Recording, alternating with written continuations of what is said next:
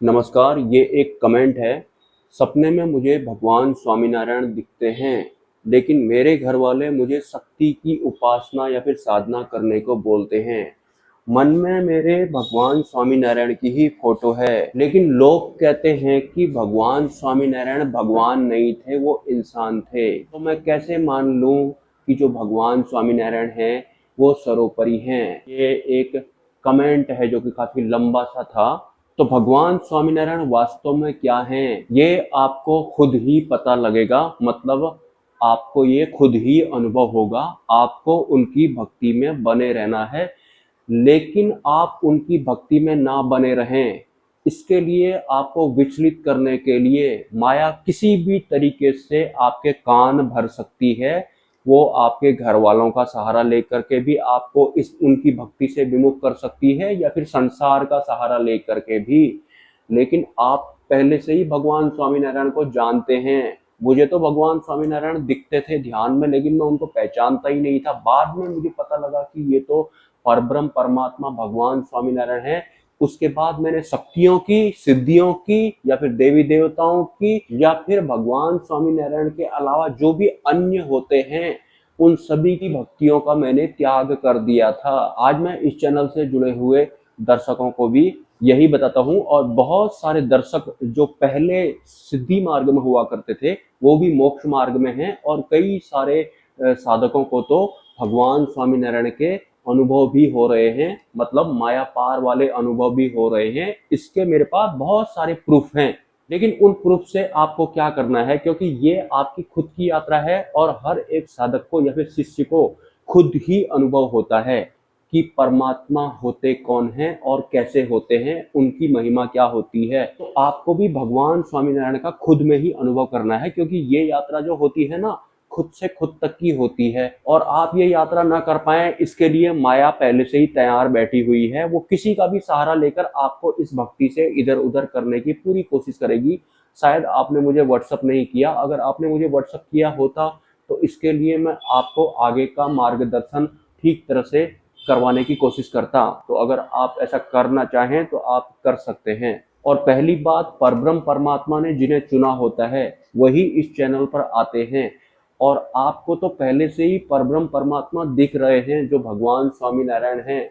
तो आपको तो उनके द्वारा ही चुना गया है। जो छोटी सी ब्लॉकेज है ना, जो आपको लोग कंफ्यूज कर रहे हैं कि वो भगवान नहीं थे, या फिर आपको इससे अच्छा तो आपको शक्ति की उपासना करनी चाहिए, तो वो छोटी मोटी ब्लॉकेज हैं जो कि दूर हो जाएंगी। आपको भगवान स्वामीनारायण की भक्ति के अलावा कोई अन्य भक्ति नहीं करनी है। और जो भी भगवान स्वामीनारायण के बारे में उनके अपोजिट आपके कान भरते हैं, उन सबको आपको जवाब नहीं देना है, क्योंकि उनका टर्न आया नहीं है कि भगवान स्वामीनारायण उन्हें ध्यान में या फिर स्वप्न में दिखें, या उनकी भक्ति उनके नसीब में हो। क्योंकि परब्रह्म परमात्मा की भक्ति हर किसी के नसीब में नहीं होती है। वैसे जब भगवान श्री कृष्ण ने अवतार लिया था, जब तक उन्होंने कुछ चमत्कार करके नहीं दिखाया था, तब तक कौरव और पांडव उन्हें भी अपने जैसा ही, इंसान जैसा ही समझते थे। जब बाद में भगवान श्री कृष्ण ने कुछ चमत्कार वगैरह करके दिखाए, तब जाकर वो उन्होंने माना था कि ये कोई दिव्य ऊर्जा है। हालांकि भगवान श्री कृष्ण ईश्वर के अवतार थे, वो परब्रह्म परमात्मा नहीं थे। हाँ, परब्रह्म परमात्मा उनके भीतर से अपना प्रकटीकरण जरूर कर सकते हैं, और उन्होंने किया भी था। एक साधक चाहता है कि मुझे सपने में या फिर ध्यान में भगवान स्वामीनारायण ही दिखें, या फिर मैं आंख बंद करूं तो मेरे मन में उनकी ही फोटो या फिर उनकी ही मूर्त जो है वो फिट हो जाए। ऐसा हो नहीं रहा होता है। आपके साथ ये पहले से ही हो रहा है, तो आप पहले से ही नेक्स्ट लेवल में चल रहे हैं। जो ब्लॉकेज हैं वो आपकी दूर हो जाएंगी, लेकिन सचेत रहना है आपको, क्योंकि माया किसी भी रूप में आपको विमुख करने की कोशिश करेगी। जैसा कि मैंने पिछले एक वीडियो में बताया था कि परमात्मा की आपको प्राप्ति हो गई है, या फिर उनकी कृपा आपको प्राप्त हो गई है, इसका सबूत आपको खुद में ही मिलेगा। किसी और से पूछ कर नहीं मिलेगा। कोई और नहीं बताएगा आपको कि आपको परमात्मा की कृपा प्राप्त हो गई है। हाँ, हमारे अंतिम गुरु जरूर बता सकते हैं, या फिर भगवान स्वामीनारायण से संबंध रखने वाले कोई दिव्य संत या फिर दिव्य पुरुष बता सकते हैं, लेकिन वो भी नहीं बताएंगे, क्योंकि ये आपकी यात्रा होती है। मतलब आपको ही पता लगेगा, आपको ही अनुभव होगा, आपको ही सबूत मिलेगा कि मुझे कृपा मिल गई है, मेरे ऊपर भगवान ने कृपा कर दी है। भगवान से मेरा मतलब यहाँ पर परब्रह्म परमात्मा है। वो ऐसा सबूत होगा कि आपको फिर कुछ सबूत नहीं चाहिए होगा उसके बाद में। तो मुझसे भगवान या फिर परमात्मा प्रसन्न हो गए हैं, इसका सबूत आपको ही मिलेगा। मतलब कोई डाउट संशय नहीं रहेगा, बिल्कुल क्लियर होगा 100% कि मुझे परमात्मा की प्राप्ति हो गई है पूर्ण वाले, ऐसा वाला सबूत मिलेगा। सबूत खुद में ही मिलता है हर उस साधक को या फिर हर उस शिष्य को जो भगवान स्वामीनारायण की भक्ति करते हैं। और ये भक्ति उनके नसीब में, उनके भाग्य में भगवान स्वामीनारायण द्वारा ही दी गई होती है। उनका चुनाव होता है, तभी आप उनकी भक्ति करते हैं। ऐसे ही कोई परब्रह्म परमात्मा की भक्ति नहीं करते हैं। ऐसे बहुत सारे लोग आपको मिलेंगे जो खुद शक्तियों की उपासना करते होंगे, देवी देवताओं की उपासना करते होंगे, या फिर सिद्धियों की उपासना या फिर साधना वगैरह करते होंगे, लेकिन परब्रह्म की साधना, वो भी भगवान स्वामीनारायण की साधना, चुनिंदा लोगों को ही प्राप्त होती है। तो आपको भटकना नहीं है, आपको भटकना नहीं होगा, इसलिए आप यहाँ पर आए हैं इस चैनल पर। तो मैंने आपको जो सच है बता दिया है, बाकी अनुभव आपको खुद ही होगा, आपको भक्ति में बने रहना है। कमेंट आया था मुझे कि BAPS संप्रदाय में खान पान का क्या सिस्टम है। देखिए, सिंपली खान पान सात्विक होना चाहिए, साधक या फिर शिष्य या फिर शिष्या अल्पाहारी होनी चाहिए, कम खाने वाला या फिर खाने वाली होनी चाहिए। क्योंकि जैसा हमारा खान पान होता है वैसी ही हमारी चित्त वृत्तियां भी काम करती हैं। साधक का या फिर शिष्य का या फिर शिष्या का या फिर साध्वी का अल्पाहारी और शाकाहारी होना बहुत ज़्यादा जरूरी है।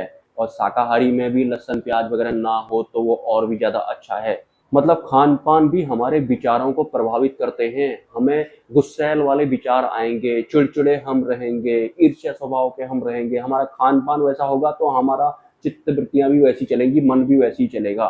तो खान पान बहुत ज़्यादा जरूरी होता है।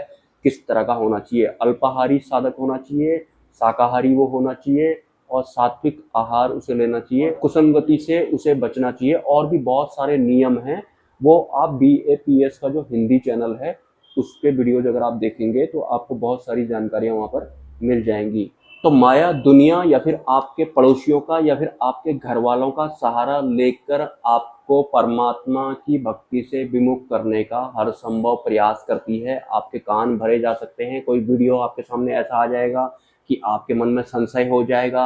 आपको इन विचारों को या फिर इस तरह के मायाग्रस्त जो वीडियोज होते हैं इनको पास होते जाने देना है, जब तक कि आप आत्म स्थिर नहीं हो जाते, जब तक कि आप साक्षी भाव में नहीं ठहर जाते। तो अपनी भक्ति में बने रहना है। और जो भी लोग आपको भक्ति से विमुख करने की कोशिश करते हैं उनकी बातों का आपको जवाब नहीं देना है, उन्हें सफाई नहीं देनी है, बहस में आपको नहीं पड़ना है, तर्क वितर्कों में आपको नहीं पड़ना है। आपको चुना गया है भगवान स्वामीनारायण के द्वारा, उनको थोड़ी ना चुना गया है। हालांकि हम तो विनती करते हैं कि सबको ही चुन लिया जाए। तो जिन लोगों को नहीं चुना गया है उनको पता ही नहीं है कि सच्चाई क्या है। जब उनका टर्न आएगा तब उनको पता लगेगा, फिर वो भी बिल्कुल आपके जैसे हो जाएंगे। लेकिन उन्हें भी फिर कोई कंफ्यूज करेगा। उन्हें कंफ्यूज कौन करेगा? जिसका टर्न नहीं आया होगा। वो उसके कान में बोलेगा भगवान स्वामीनारायण की भक्ति मत करना, वो परमात्मा नहीं है, इससे अच्छा तो शक्ति की उपासना कर, उससे फायदा होगा, तुझे पैसा मिलेगा, नाम बढ़ेगा, मान सम्मान बढ़ेगा। माया किसी के भी मुंह से कुछ भी बुलवा करके आपके कानों में डाल देगी, जिससे कि आप विचलित हो जाएंगे, भ्रमित हो जाएंगे, आप कंफ्यूज हो जाएंगे कि मैं ये करूं या न करूं, कहीं मेरा विश्वास गलत तो नहीं है। कमाल की बात है, आपको भगवान स्वामीनारायण सपने में दिखते हैं आपको, और मन में आपको बैठे रहते हैं, और आपके मन में फिर भी ये संशय डाला है। ये संशय आपका नहीं है, ये किसी और के द्वारा आपके डाला गया है कि भगवान स्वामीनारायण भगवान नहीं, वो तो इंसान थे, या फिर तू शक्ति की उपासना कर। ये किसी और के द्वारा डाला गया है। आपकी यात्रा किसी और के साथ में नहीं है, ये आपकी खुद की यात्रा है। आपको अपने आप से मिलना है। आपको अपने आप से मिलना है मतलब आपको अपने आत्म तत्व में स्थिर होना है। आत्म तत्व में स्थिर हो जाते हैं मतलब आप साक्षी भाव में आ गए। साक्षी भाव में आ गए मतलब आप ब्रह्मरूप हो गए। ब्रह्मरूप हो गए मतलब आपका परमात्मा से डायरेक्ट कनेक्शन हो गया। परमात्मा से डायरेक्ट कनेक्शन हो गया मतलब आप उनकी भाषा में बात करेंगे, और आप ऐसे मुंह से भी बोल रहे होंगे। वहां आपका परमात्मा से वार्तालाप भी चल रहा होगा, लेकिन परमात्मा से जो वार्तालाप चल रहा होता है वो वार्तालाप आम सांसारिक इंसानों को समझ में नहीं आता है, क्योंकि इंद्रियां अलग होती हैं। जो इंसान या फिर जो साधक साक्षी भाव में हो जाता है, ब्रह्मरूप जो हो जाता है, के सिस्टम में परमात्मा वाली इंद्रियां एक्टिवेट हो जाती हैं, और अन्य सांसारिक लोगों के सिस्टम में परमात्मा वाली इंद्रियों का विकास नहीं हुआ होता है, जब तक कि वो परमात्मा वाले मार्ग पर नहीं चलते। तो परमात्मा वाली इंद्रियों से जो बात हो रही होगी वो माया वाली इंद्रियों वाले लोगों को, सुनने समझने वाले लोगों को समझ में नहीं आती है। माया वाली इंद्रियों से आप परमात्मा को नहीं पकड़ सकते, उनको नहीं समझ सकते।